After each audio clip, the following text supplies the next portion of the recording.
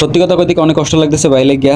শেষ সময়টা যে এরকম হইবে, এরকম সাফার করতে হইবে, এরকম আমরা আসলে কেউই বুঝি না। শেষে আমরা চলে এলাম এয়ারপোর্টের মধ্যে। আমরা বুকিং এর জন্য যাইতে আছি। আমরা জাস্ট টিকিট একটু চেক করবো। এই টিকিট কাটছে মালিন্দ্রতে, মালয়েশিয়ান এয়ারলাইন্স। বাইরের ফ্লাইট ছিল 9:55-তে। আমরা একটু আগে ভাগে চলে এলাম, কারণ কোনো ঝামেলা হইলে সেটা সামাল দেওয়া যাবে, কিন্তু সেই ঝামেলাটাই হইছে। এই যে মাল মাপ দিয়ে দেখি মাল বেশি হইছে, তো কি করবো, ভাইয়ার নিজের শখের জিনিস, এত শখ দিয়ে একটা গাড়ি কিনছে, বাচ্চার জন্য সেই গাড়িটা রাইখে যাইতে হয়েছে। এদান কি সুন্দর করে প্যাকিং করছিলাম আমরা সবাই দুপুরবেলা, সব প্যাকিংগুলো খুলতে হয়েছে।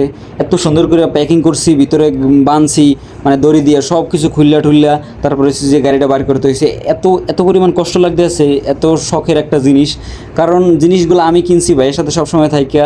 এই কষ্টের ফিলিংসগুলো আসলে বোঝানো যাবে না কেউ রে। তো মালটাল কমানোর পরে আমরা র্যাপিং করছি। আল্লাহ মিলাই দিছে কোন জায়গাতে যেন একটা ভাই কয় ভাই আমাদের র্যাপিং পেপার আছে।